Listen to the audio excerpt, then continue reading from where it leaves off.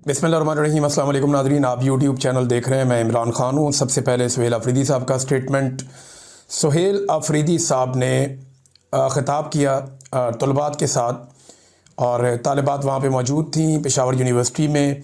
और जब उन्होंने इय्याका नअबुदु व इय्याका नस्तईन से आगाज़ किया ये कुरान पाक की आयत पढ़ के, तो तालिबात ने पूरे जुनून के साथ इसका जवाब दिया।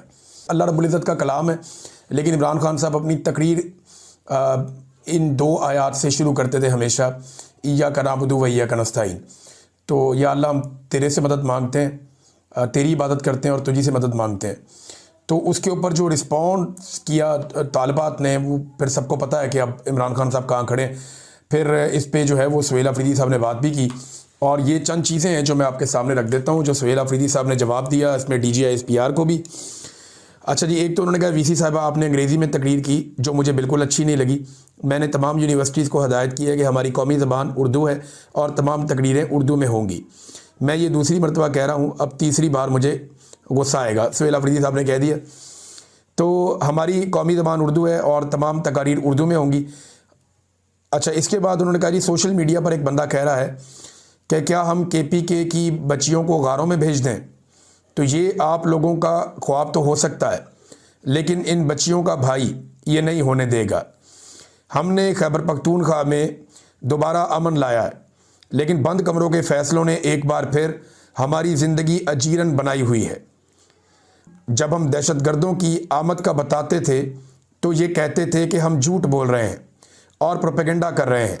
अगर मुसलसल ऑपरेशन के बाद कामयाबी नहीं मिल रही तो इसका मतलब है पॉलिसी में शिफ्ट आना चाहिए, और पॉलिसी बंद कमरों में नहीं, खैबर पख्तूनख्वा के स्टेक होल्डर्स को एतमाद में लेकर बनाई जाएगी, तो वो मुस्तकिल और पायदार अमन में अहम किरदार अदा करेगी। देखिए, हम तो इनको बताते थे दहशतगर्द आ रहे हैं, क्यों लेकर आ रहे हो। हम शोर मचाते थे तो ये कहते थे आप प्रोपेगेंडा कर रहे हैं, कोई नहीं आ रहे दहशतगर्द। मुझे अच्छी तरह याद है कि जब मैं इसके ऊपर काम कर रहा था, मुराद सईद से मेरा उन दिनों में रब्ता था। वो बेचारा चिल्ला रहा था, हर एक को फ़ोन करके बता रहा था। लोग इस पे मीडिया में बात करते हुए डरते थे। तो मेरे पास क्योंकि नौकरी नहीं थी, मैं वीलॉग करता था, तो मैं उसमें ये बातें कर रहा था।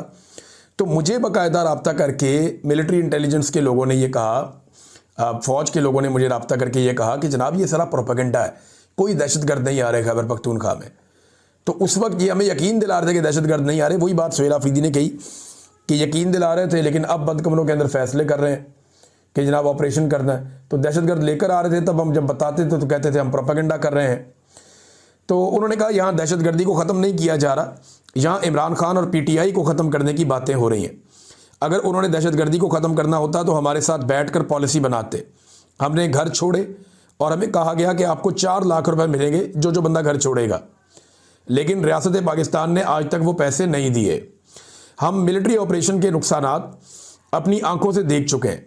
हम रास्ते में खड़े होते थे और जो हमारी माएँ और बहनें बग़ैर चप्पल के, सर पर चादर के सड़कों पे आती थी, हमें दोबारा वो मंजर अब नहीं देखना चाहते। सुहेल अफरीदी ने यह भी कहा। कल एक बंदा कह रहा था कि क्या हम खैबर पख्तूनख्वा के बच्चियों को गारों में भेज दें। तो ये आप लोगों का ख्वाब तो हो सकता है, लेकिन इन बच्चियों का भाई ये हरगिज़ नहीं होने देगा। एक माइंडसेट को अच्छा नहीं लगता कि खैबर पख्तूनख्वा तरक्की करे, उनको अच्छा नहीं लगता कि हमारे बच्चे पढ़ें, उनको हमारे बच्चों के हाथ में कलम अच्छा नहीं लगता, क्योंकि हमें हमेशा बे से बंदूक ही सिखाया गया है। यानी एक तो बैटल फील्ड बनाया हुआ ना खैबर पख्तूनख्वा को, कि ये लोग शायद पैदा ही लड़ने के लिए होते हैं। मुझे अच्छी तरह याद है, हम स्कूल में पढ़ते थे तो हमें जब पढ़ाया गया जनाब कि ये बलूच कौम है, ये पश्तून कौम है, तो हमें बताया गया जनाब कि जो बलूच और पश्तून है ना, ये बहुत लड़ाके लोग हैं। नसाब के अंदर बाकायदा पढ़ाया जाता था कि जब मेरा बेटा जवां होगा तो कंधे पे बंदूक रख के रवां होगा। ये इस किस्म की चीज़ें हमें स्कूल में पढ़ाई जाती थी। हमारे दिमागों में ये घुसा दिया गया कि ये लोग पैदा ही हुए बेचारे लड़ने के लिए। ये फैक्ट्री में नहीं जाएगा, ये इंजीनियर नहीं बनेगा, ये डॉक्टर नहीं बनेगा, ये मशीन नहीं चलाएगा, ये कोई और, मेरा बेटा जवां होगा तो बंदूक कंधे पे रख के रवां होगा। इस किस्म की शायरी हमें जो है वो पढ़ाई जाती थी कि जनाब बलूच माएँ और जो पश्तून माएँ वो ये ख्वाब देखती हैं। ऐसा कौन माँ देखती है ख्वाब। दुनिया जदीद हो चुकी है, वो तलवारों वाला दौर अब नहीं रहा, अब टेक्नोलॉजी का दौर है। आपको मईशत की वार में आना पड़ेगा। बहरहाल वो ये कह रहे हैं जनाब कि हमें तो बे से बंदूक ही सिखाया गया। खैबर पख्तूनख्वा में एक बार फिर मिलिट्री ऑपरेशन की तैयारी हो रही है। अगर मुसलसल ऑपरेशंस करने के बाद दहशतगर्दी ख़त्म नहीं हो रही और फिर से ऑपरेशन किया जा रहा है तो कौम को एतमाद में लें।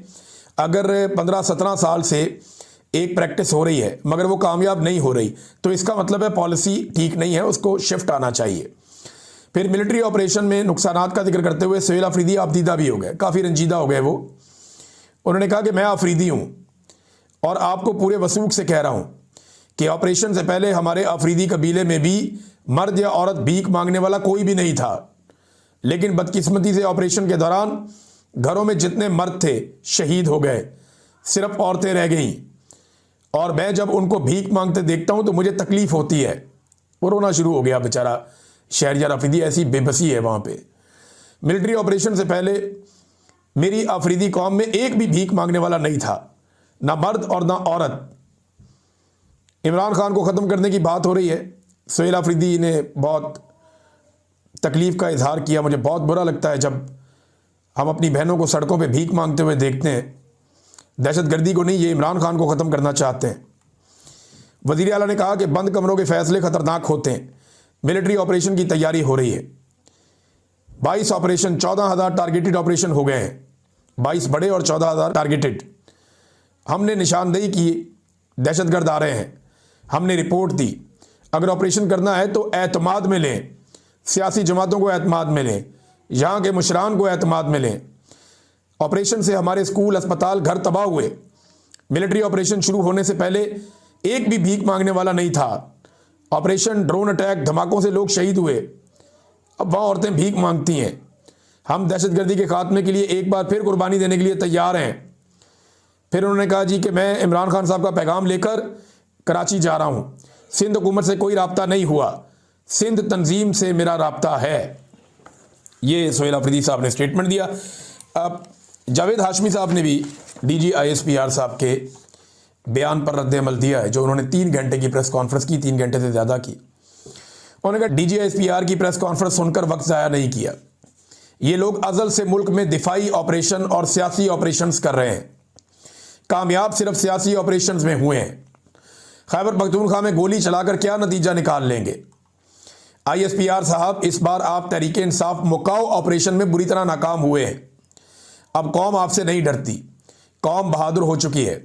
इनकलाब आपके सामने है और ये जिस दिन इनकलाब आएगा ना, ये आप इनके पैंतरे नादरीन बदलते हुए देखिएगा। मेरी बात आप लिख कर रख लें। जिस दिन पाकिस्तानी सारे एक दफ़ा बाहर आ गए ना, ये कस्में खा खा के कौम को यकीन दिलाएंगे हम तो जमहूरी थे, हम तो ये करना ही नहीं चाहते थे। ये एक दूसरे को गालियां देंगे, वो कहता था, ये कहता था, उसने कहा था, ये करेंगे। और ये सारे सियासतदान इन्हीं फौजियों को गालियां दे रहे होंगे। ये आप मेरे से लिख के ले लें, यही होना है। जिस दिन आप खड़े हो गए, मैं पाकिस्तानी अवाम से मुखातिब हूं, जिस दिन पाकिस्तानी खड़े हो गए, इनकी मंजी ठुक जाएगी सारों की। ये जितने मनमानियां करने वाले, चाहे जर्नैल हैं, चाहे जज हैं, चाहे वो बड़े बड़े सियासतदान हैं जिन्होंने कंट्रोल किया हुआ है, पूरे निज़ाम पे कब्जा किया हुआ है, या शुगर माफिया है, या